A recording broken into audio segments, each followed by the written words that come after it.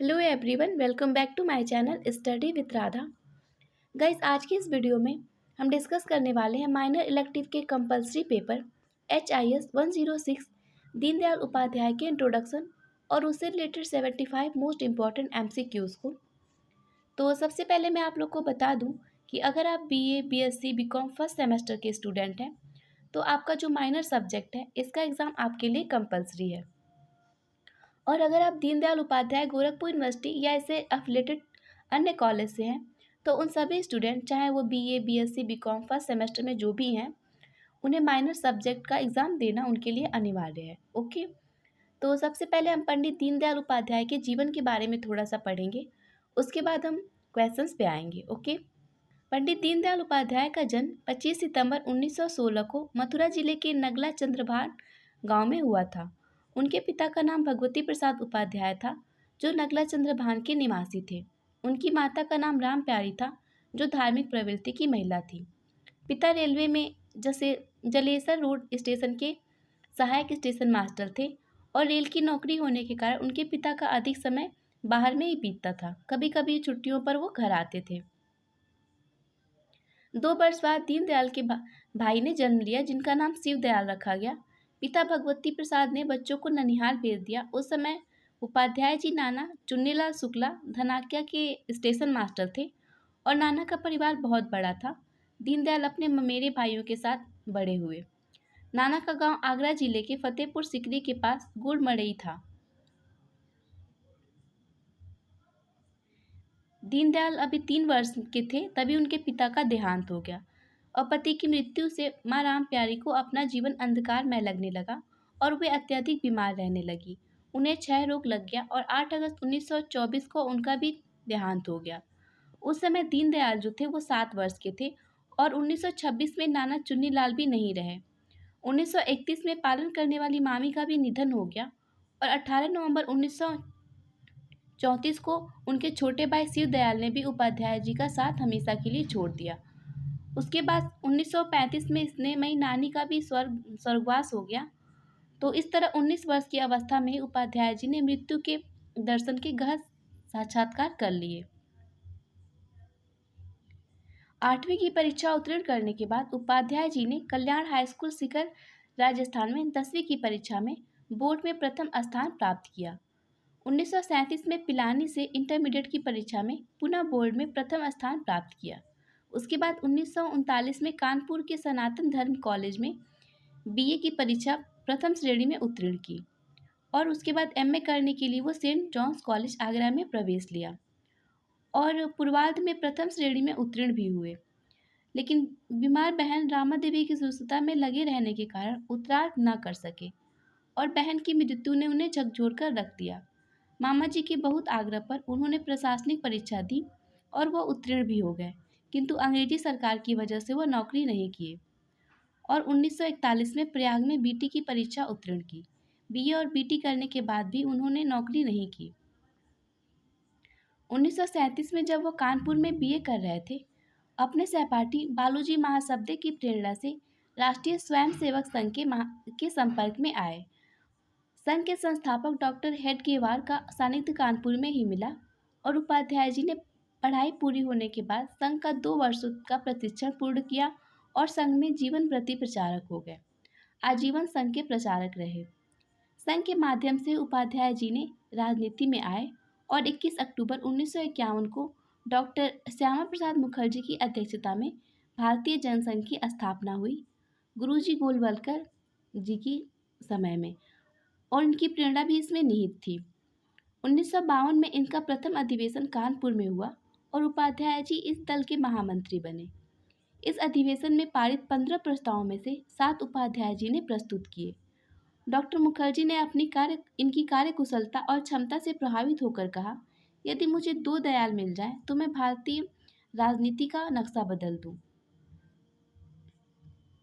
1967 में जब उपाध्याय जी भारतीय जनसंघ के महामंत्री रहे, 1967 में कालीकट अधिवेशन में उपाध्याय जी भारतीय जनसंघ के अध्यक्ष निर्वाचित हुए। वह मात्र 43 दिन जनसंघ के अध्यक्ष रहे। 11 फरवरी 1968 में रात्रि में मुगल सराय स्टेशन पर उनकी हत्या कर दी गई। 11 फरवरी को प्रातः 3:45 बजे सहायक स्टेशन मास्टर को खंबा नंबर 1276 के पास कंकड़ पर पड़ी हुई लाश की सूचना मिली और 100 प्लेटफार्म पे रखा गया तो लोगों की भीड़ लग गई और लोग चिल्लाने लगे, अरे ये तो जनसंघ के अध्यक्ष दीनदयाल उपाध्याय हैं। और इस तरह से पूरे देश में शोक की लहर दौड़ गई। तो ये तो था दीनदयाल उपाध्याय के जीवन परिचय। आप इसे एक बार अच्छे से पढ़ लीजिएगा। ओके, आइए अब क्वेश्चंस पे चलते हैं। फर्स्ट क्वेश्चन है, पंडित दीनदयाल उपाध्याय जी की माता का क्या नाम था? तो उनकी माता का नाम राम प्यारी देवी था, यानी कि ऑप्शन बी करेक्ट हो जाएगा। नेक्स्ट क्वेश्चन है, पंडित दीनदयाल जी का जन्म कब हुआ था? तो उनका जन्म 25 सितंबर 1916 में हुआ था। नेक्स्ट क्वेश्चन है, पंडित दीनदयाल उपाध्याय क्या नहीं थे? तो पंडित दीनदयाल उपाध्याय जो थे वो भारत के प्रधानमंत्री नहीं थे। नेक्स्ट क्वेश्चन है, पंडित दीनदयाल जी उपाध्याय संघ के प्रचारक कब बने? तो वो जुलाई 1942 में प्रचारक बने थे। नेक्स्ट क्वेश्चन है, निम्नलिखित में पंडित दीनदयाल जी उपाध्याय की रचना नहीं है। तो उनकी रचना स्वामी विवेकानंद नहीं है। नेक्स्ट क्वेश्चन है, उपाध्याय जी ने राजनीतिक दलों को कितने भागों में विभाजित किया? तो उन्होंने 4 भागों में विभाजित किया था। नेक्स्ट क्वेश्चन है, पंडित दीनदयाल उपाध्याय बीटी की परीक्षा देने कहाँ और कब गए थे? तो पंडित दीनदयाल उपाध्याय जो थे वो बीटी की परीक्षा देने प्रयागराज गए थे 1941 में। नेक्स्ट क्वेश्चन है, दीनदयाल उपाध्याय जी राष्ट्रीय स्वयंसेवक संघ के संपर्क में कब आए?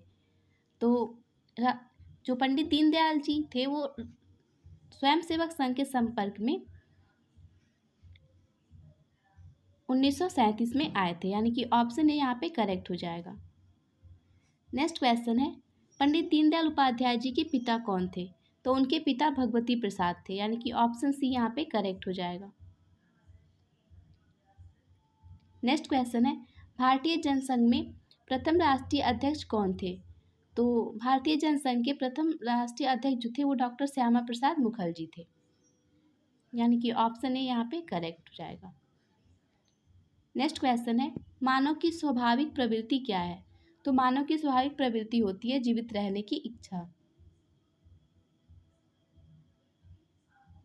नेक्स्ट क्वेश्चन है, उपाध्याय जी के अनुसार आर्थिक प्रजातंत्र का मापदंड क्या है? तो इस क्वेश्चन का करेक्ट आंसर हो जाएगा प्रत्येक को काम का अधिकार। नेक्स्ट क्वेश्चन है, दीनदयाल उपाध्याय जी के छोटे भाई का क्या नाम था? तो उनके छोटे भाई का नाम था शिवदयाल। नेक्स्ट क्वेश्चन है, पंडित दीनदयाल उपाध्याय जी के अनुसार मनुष्य की मूलभूत आवश्यकताएं हैं। तो इस क्वेश्चन का करेक्ट आंसर हो जाएगा उपरोक्त सभी, क्योंकि ये सारी चीज़ें जो है वो मनुष्य की मूलभूत आवश्यकताओं में शामिल है। नेक्स्ट क्वेश्चन है, बुद्धि की को विवेक पथ पर बराबर अग्रसर रखने का कार्य कौन करता है? तो इस क्वेश्चन का करेक्ट आंसर हो जाएगा ऑप्शन ए धर्म। नेक्स्ट क्वेश्चन है, पंडित दीनदयाल जी की माता का स्वर्गवास कब हुआ था? तो उनकी माता का स्वर्गवास 8 अगस्त 1924 में हुआ था। नेक्स्ट क्वेश्चन है, पंडित दीनदयाल उपाध्याय ने पूंजीवाद एवं समाजवाद अवधारणा के समांतर कौन सी अवधारणा दी? तो इस क्वेश्चन का करेक्ट आंसर हो जाएगा ऑप्शन सी एकात्म मानवतावाद। नेक्स्ट क्वेश्चन है, भारतीय संस्कृति के अनुसार मनुष्य के जन्म लेते ही उस पर 3 ऋण होते हैं, निम्न में से कौन एक नहीं है? तो इस क्वेश्चन का करेक्ट आंसर हो जाएगा ऑप्शन बी मातृ ऋण दल। नेक्स्ट क्वेश्चन है, उपाध्याय जी के नाना जी का क्या नाम था? तो उनके नाना का नाम था चुन्नीलाल शुक्ला। नेक्स्ट क्वेश्चन है, समष्टि के हित में अपने अस्थियों को हंसते हुए समर्पित करने वाले ऋषि कौन थे? तो अपनी अस्थियों को समर्पित करने वाले ऋषि जो थे वो महर्षि दधीची थे, यानी कि ऑप्शन डी यहाँ पे करेक्ट हो जाएगा। नेक्स्ट क्वेश्चन है, भूमि एवं जन दोनों को मिलाकर बनता है। तो इस क्वेश्चन का करेक्ट आंसर हो जाएगा ऑप्शन बी देश। नेक्स्ट क्वेश्चन है, उपाध्याय जी का एक प्रमुख पुस्तक है। तो इस क्वेश्चन का करेक्ट आंसर हो जाएगा ऑप्शन डी उपरोक्त सभी। नेक्स्ट क्वेश्चन है, दीनदयाल उपाध्याय जी के परदादा का क्या नाम था? तो उनके परदादा का नाम था हरिराम उपाध्याय, यानी कि ऑप्शन सी सही हो जाएगा। नेक्स्ट क्वेश्चन है, पंडित दीनदयाल उपाध्याय निम्न में से किस समाचार पत्रिका से जुड़े रहे? तो इस क्वेश्चन का करेक्ट आंसर हो जाएगा ऑप्शन ए स्वदेश पत्रिका। नेक्स्ट क्वेश्चन है, पंडित दीनदयाल जी की मृत्यु के समय उनकी उम्र कितनी थी? तो इस क्वेश्चन का करेक्ट आंसर हो जाएगा ऑप्शन बी 51 वर्ष। नेक्स्ट क्वेश्चन है, डॉट डॉट ही आदर्श है। तो इस क्वेश्चन का करेक्ट आंसर हो जाएगा ऑप्शन ए संस्कृति। संस्कृति ही आदर्श है। नेक्स्ट क्वेश्चन है, पंडित दीनदयाल उपाध्याय जी संघ के प्रचारक के रूप में अपना कार्य कहाँ से प्रारंभ किया? तो इस क्वेश्चन का करेक्ट आंसर हो जाएगा option C Lakhimpur Kheri.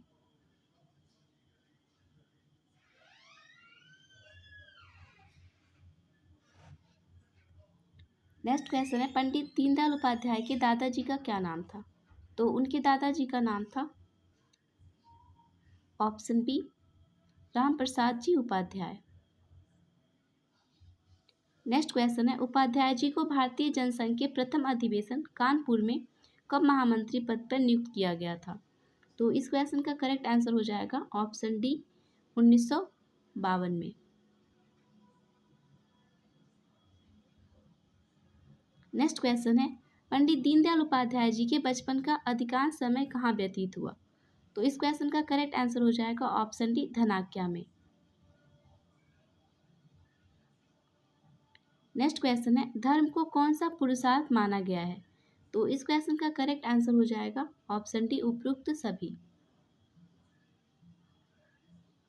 Next question है, पंडित दीनदयाल उपाध्याय के पिता किस पद पर कार्यरत थे? तो इस क्वेश्चन का करेक्ट आंसर हो जाएगा ऑप्शन डी सहायक railway station master. Next question है, दीनदयाल जी के विद्यार्थी जीवन के साथी कौन थे जिन्होंने दीनदयाल जी के विचारों के आधार पर ग्रामोत्थान कार्यक्रम चलाया? तो इस क्वेश्चन का करेक्ट आंसर हो जाएगा option D Shivdayal Upadhyay. Next question है, पंडित दीनदयाल उपाध्याय के माता पिता की मृत्यु के बाद उनका पालन पोषण किसने किया? तो इस क्वेश्चन का करेक्ट आंसर हो जाएगा ऑप्शन बी चुन्नीलाल शुक्ला, यानी कि उनके नाना जी ने।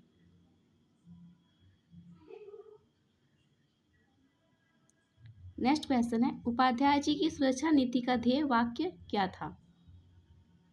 तो इस क्वेश्चन का करेक्ट आंसर हो जाएगा ऑप्शन ए राष्ट्र का सैनिकरण एवं सेना का आधुनिकीकरण करो। नेक्स्ट क्वेश्चन है, दीनदयाल उपाध्याय जी के प्रथम विद्यालय क्या क्या था? तो इस क्वेश्चन का करेक्ट आंसर हो जाएगा रेलवे विद्यालय गंगापुर। नेक्स्ट क्वेश्चन है, पंडित दीनदयाल उपाध्याय राष्ट्रीय स्मारक राजस्थान में कहाँ है? तो इस क्वेश्चन का करेक्ट आंसर हो जाएगा ऑप्शन बी धनक्या जयपुर में।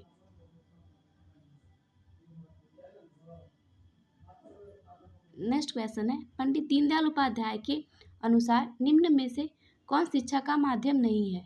तो इस क्वेश्चन का करेक्ट आंसर हो जाएगा ऑप्शन डी समर्पण।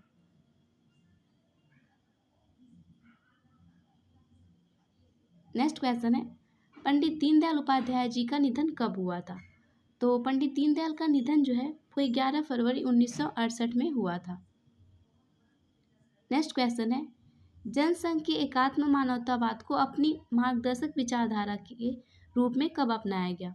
तो इस क्वेश्चन का करेक्ट आंसर हो जाएगा ऑप्शन बी 1965 में। नेक्स्ट क्वेश्चन है, पंडित दीनदयाल उपाध्याय के अनुसार आय के वितरण में समता स्थापित करने के लिए न्यूनतम एवं अधिकतम आय के बीच क्या अनुपात होना चाहिए? तो इस क्वेश्चन का करेक्ट आंसर हो जाएगा ऑप्शन बी 1:20। नेक्स्ट क्वेश्चन है, रेलवे स्टेशन मुगल सराय जंक्शन का वर्तमान नाम क्या है? तो इस क्वेश्चन का करेक्ट आंसर हो जाएगा option D Pandit Deendayal Upadhyay junction.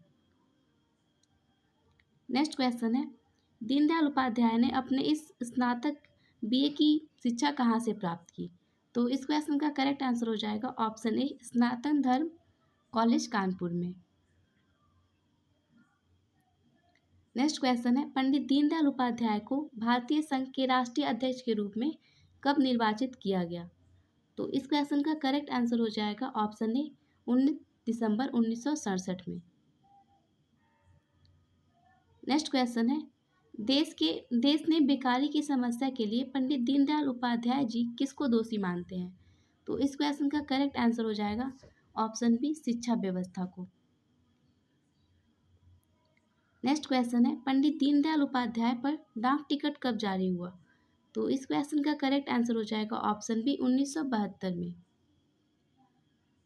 Next question है, उपाध्याय जी प्रथम बार किस वर्ष की आयु में स्कूल गए थे? तो इस क्वेश्चन का करेक्ट आंसर हो जाएगा ऑप्शन डी, 7 वर्ष की आयु में।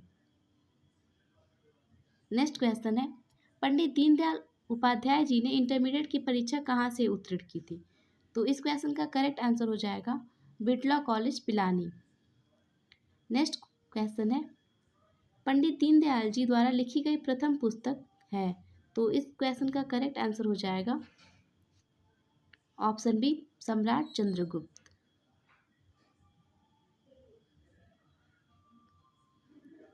नेक्स्ट क्वेश्चन है, भारत के लोकतंत्र के इतिहास में विरोध पक्ष को विकसित करने के किन दो महापुरुषों का निर्णायक योगदान है?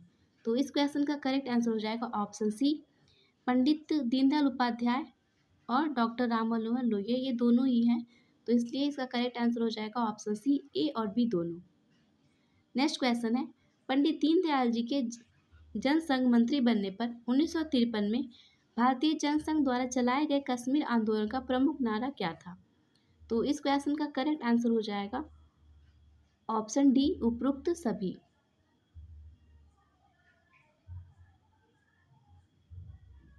नेक्स्ट क्वेश्चन है, दिसंबर 1963 में Deendayal Upadhyay friends of Indian society के निमंत्रण पर यात्रा के लिए कहाँ गए थे? तो इस क्वेश्चन का करेक्ट आंसर हो जाएगा option A, America. Next question है, मन को सदैव अपने लक्ष्य की ओर अग्रसर रखने का कार्य कौन करती है? तो इस क्वेश्चन का करेक्ट आंसर हो जाएगा ऑप्शन ए, धर्म। नेक्स्ट क्वेश्चन है, उपाध्याय जी के अनुसार खेती के विकास के लिए किस प्रकार की बांध परियोजनाएं उपयुक्त हैं? तो इस क्वेश्चन का करेक्ट आंसर हो जाएगा ऑप्शन ए, छोटी। नेक्स्ट क्वेश्चन है, उपाध्याय जी निधन के समय किस ट्रेन में यात्रा कर रहे थे? तो इस क्वेश्चन का करेक्ट आंसर हो जाएगा ऑप्शन डी, पठानकोट सलादा एक्सप्रेस में। नेक्स्ट क्वेश्चन है, दीनदयाल उपाध्याय द्वारा लिखित निबंध राष्ट्र जीवन की समस्याएं किस वर्ग से संबंधित हैं? तो इस क्वेश्चन का करेक्ट आंसर हो जाएगा ऑप्शन ए, राजनीतिक दल से। नेक्स्ट क्वेश्चन है, उपाध्याय जी के अनुसार राजनीतिक प्रजातंत्र का प्रमुख मापदंड क्या है? तो इस क्वेश्चन का करेक्ट आंसर हो जाएगा प्रत्येक को वोट का अधिकार, यानी कि ऑप्शन सी करेक्ट है। नेक्स्ट क्वेश्चन है, दैनिक समाचार पत्र स्वदेश का नाम बदलकर क्या रखा गया? तो इस क्वेश्चन का करेक्ट आंसर है option A, Tarun Bharat. Next question है, भारत में वर्तमान में भारतीय जनसंघ पार्टी किस नाम से जानी जाती है? तो इस क्वेश्चन का करेक्ट आंसर हो जाएगा option B, Bharatiya Janata party. Next question है, उपाध्याय जी कितने दिनों तक जनसंघ के अध्यक्ष रहे? तो उपाध्याय जी जो थे वो 43 दिनों तक जनसंघ के अध्यक्ष रहे, यानी कि ऑप्शन बी करेक्ट हो जाएगा। नेक्स्ट क्वेश्चन है, समाज किसका चलता फिरता रूप है? तो इस क्वेश्चन का करेक्ट आंसर हो जाएगा ऑप्शन बी, परमेश्वर। नेक्स्ट क्वेश्चन है, मानव की उत्क्रांति का प्रवाह कैसा होता है? तो इस क्वेश्चन का करेक्ट आंसर हो जाएगा ऑप्शन ए, जड़ से चेतन की ओर।